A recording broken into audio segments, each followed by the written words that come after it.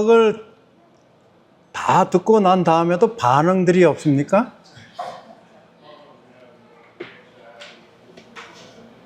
원래 여러분들 그렇게 무감각하신 분들입니까? 정이 없어요? 이 살아 움직일 수 있는 이 존재들은요,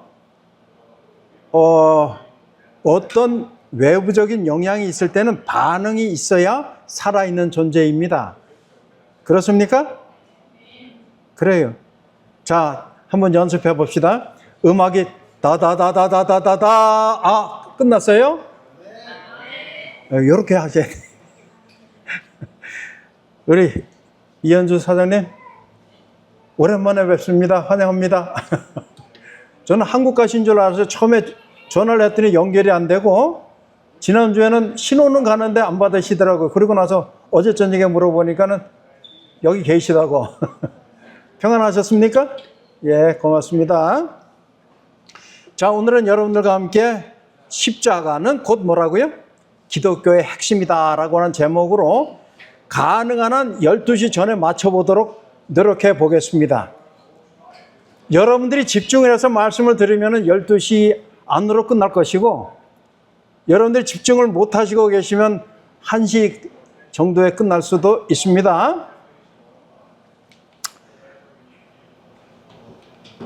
자, 오늘 주제절 다 같이 한번 읽어보겠습니다. 영어로 읽길 원하시는 분들은 영어로 읽으시고, 한국말로 읽길 원하시는 분은 한국말로 읽어주시면 되겠습니다. 대신 큰 소리로 낭독해 주셔야 됩니다. 시작. 여호와께서 모세에게 이르시되 불뱀을 만들어 장대 위에 매달아라. 물린 자마다 그것을 보면 살리라. 모세가 놋뱀을 만들어 장대 위에 다니 뱀에게 물린 자가 놋뱀을 쳐다본 즉 모두 살더라. 아멘. 여기에 보면은 질문이 나오지요. 어떡하라고요? 불뱀을 만들어 어디에 다르라고요? 장대 위에 다르라. 느닷없이 왜 장대 위에 다르라 라고 말했어요? 그 뒤에 보니까 그것을 보면 어떻게 되겠다고요? 살겠다고요. 그럼 반대로 장대 위에 달린 불뱀을 보지 아니하면 어떻게 된다는 거예요? 죽는다는 거예요.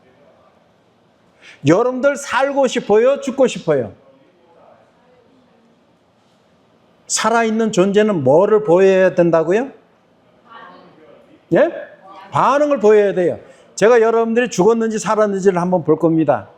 여러분들 살고 싶어요? 죽고 싶어요? 정말이죠? 살고 싶습니다. 그러면 뭐 해야 돼요? 장대 위에 있는 그 불뱀을 바라보아야 됩니다. 그 뒤에 보니까 너무 심하게 아파요. 죽을 것 같아요. 그랬던 자가 그 불뱀을 바라보니 어떻게 되었다고요? 쳐다본즉 모두 살더라. 엄청난 축복의 말씀입니다.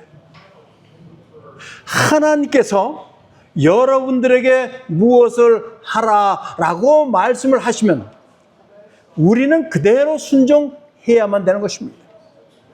순종하는 자는 쳐다본즉 순종한즉 살리라. 그러나 순종하지 아니하면, 하나님께서 말씀한 대로 하지 아니하면 살 수 없다라고 하는 것입니다.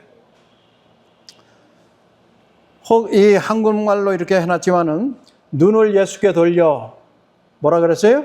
그 얼굴을 주목하라. 여러분 이 노래 아시죠? 눈을 예수께 돌려 그 얼굴을 주목하라. 그 얼굴을 바라보는 자는 죽을 만한 상황 가운데서도 살리라 라고 말씀을 하고 있는 것입니다. 사실 우리가 하나님을 믿는다, 예수님을 따른다, 성경 말씀을 읽고 순종해야만 된다, 어떤 사람에게는 부담감으로 옵니다. 그러나 어떤 사람에게는 참 행복이 무엇인가를 체험하게 해줘요. 그것은 내가 어떠한 마음으로 살아가느냐라고 하는 것에 따라서 결과가 달라지는 것입니다. 이 말씀에도 너희 중에 이와 같은 자들이 있더니, 우리에게는 이런 사람도 있고 저런 사람도 있고 이런 사람도 있고 종류가 꽤나 많습니다. 그런데 여기에는 이 말씀은 이와 같은 자들이 있더니 주 예수 그리스도의 이름과 우리 하나님의 성령 안에서 씻음과 거룩함과 의롭다 하심을 얻었느니라. 좀 특별한 무리이면 틀림이 없어요. 이와 같은 자들을 여기서 표현하고 있는 것은 계명대로 순종하는 사람들을 의미하고 있습니다. 하라라고 하는 것은 잘하는 사람들이에요. 반대로 하지 말아라라고 하는 것은 하지 않는 사람들입니다. 근데 우리 사람들의 심정은 어때요? 하라 그러면은 뭐 하고 싶고 하고 싶지 않고, 하지 말아라라고 하는 것은 하고 싶고, 그런 생각이 있습니까?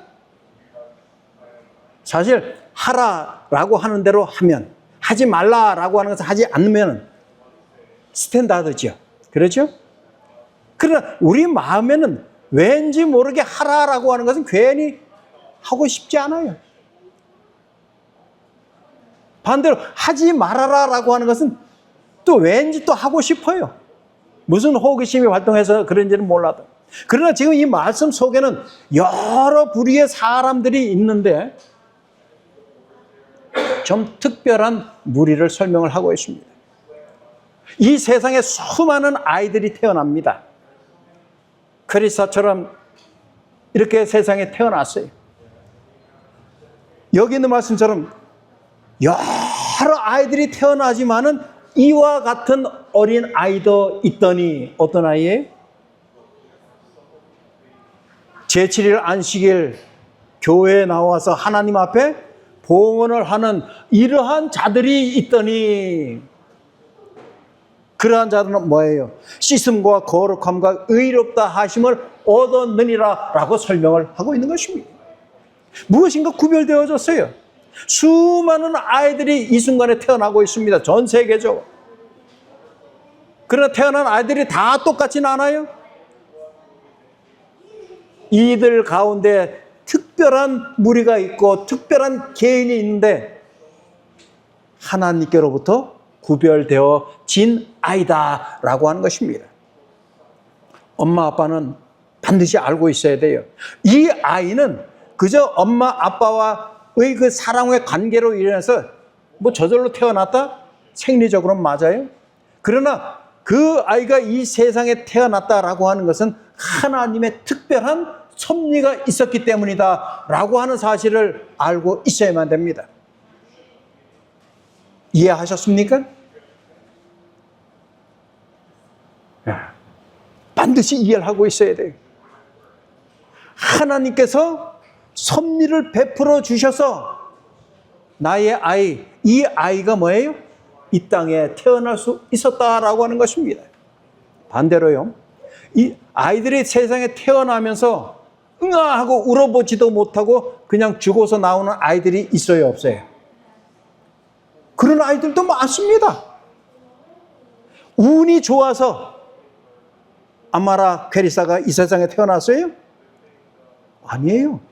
하나님께서 특별한 목적을 가지시고 특별히 사랑하셔서 이 땅에 태어나게 한 것입니다.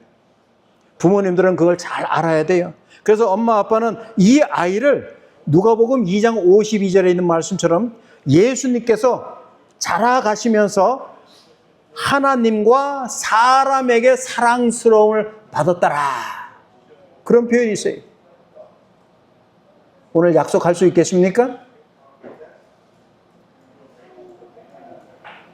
아마라 퀘리사도 예수님처럼 하나님과 사람에게 사랑스러움을 받으면서 키워나가시겠습니까?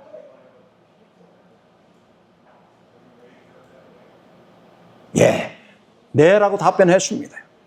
그러면 그만큼 엄마와 아빠는 예수님에 대해서 더 많이 알아야 돼요. 예수님이 어떠한 삶을 사셨는지를 알아야만이 그렇게 교육을 시킬 것 아닙니까? 교육을 시킬 때 그 아이가 잘 배워서 그대로 순종하는 거예요. 그래서 오늘 이 크리스천은 특별한 하나님의 사랑으로 이 땅에 태어났고, 또 엄마와 아빠는 그 감사의 마음을 하나님께 이 아이를 드리는 것으로 표하는 것이라고 생각하는 것입니다.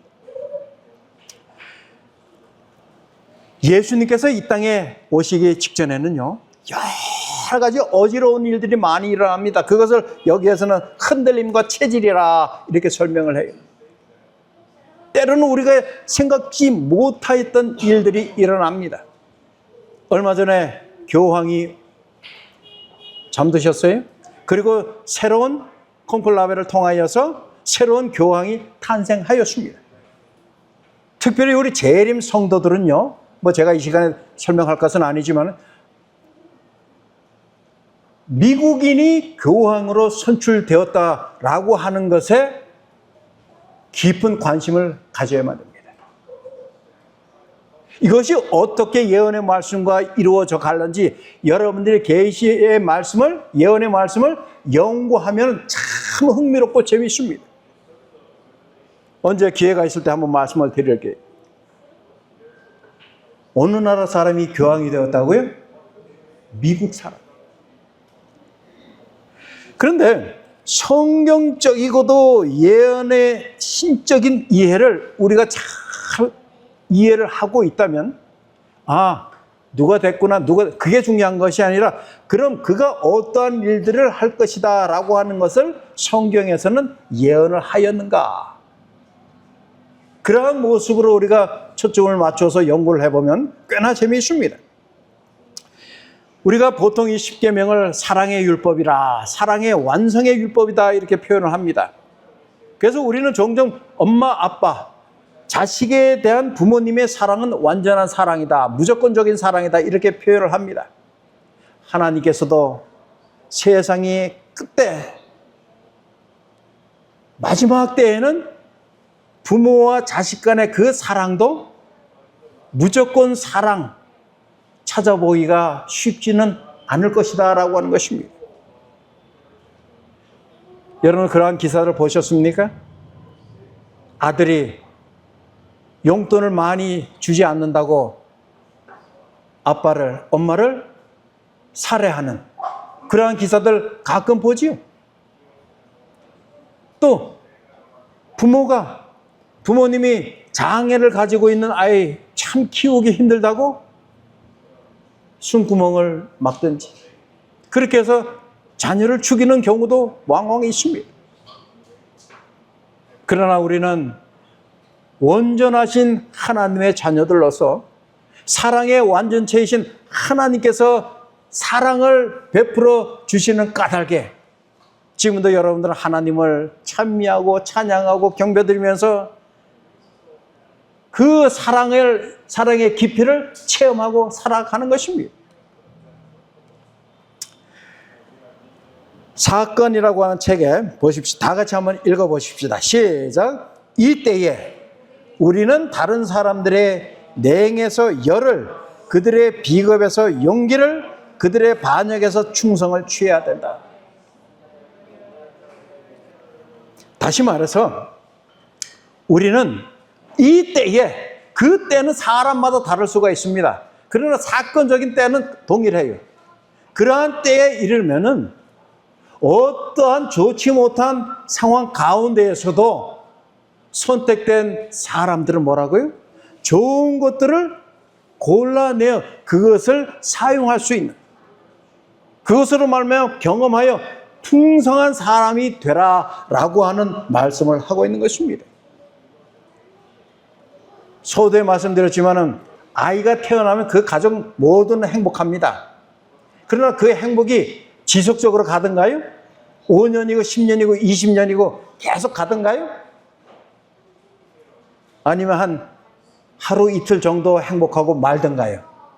어떻습니까? 사실 태어나서 행복해야 하는 그 마음은 지속적으로 동일하게 가야만 됩니다. 근데 우리 사람들의 부족함 때문에 늘 동일하지 못해요. 잘하고 순종하면 행복하고 불순종하고 거역하고 하면 마음이 불편하고. 당시에 이 예수님께서 십자가상에 돌아가시기 직전에도 그러한 상황이 있었어요. 예수님께서 왕이 되었으면 좋겠다. 우리의 소망대로 왕이 되어서 압제로부터 해방시켜줬으면 좋겠다라고 하는 꿈을 가지고 있었습니다. 근데 예수님께서는 그것 때문에 이 땅에 오신 것이 아니잖아요. 죽을 수밖에 없는 죄인들을 위해서 당신의 생명을 드리기 위해서 이 땅에 오신 것입니다. 자신들의 뜻대로 되지 않자 예수님이 왕이 되었으면 좋겠다라고 하는 마음을 가지고 있던 자들 입에서 뭐라 그랬어요? 그를 십자가에 못 박으소서. 그를 십자가에 못 박으소서. Crucify him. 사람이 이렇게 비열합니다. 악랄합니다.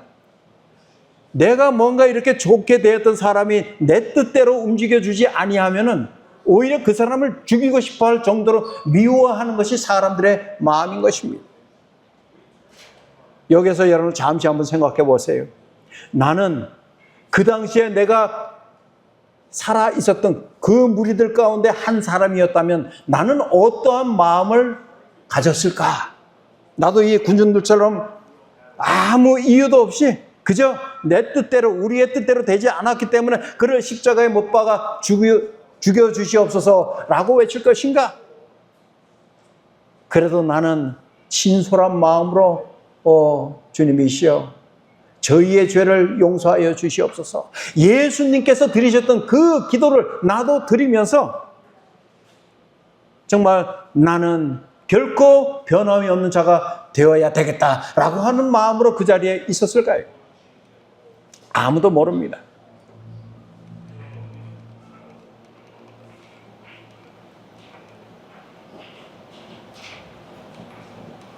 이 말씀 좀 시간상 좀 지나갈게요.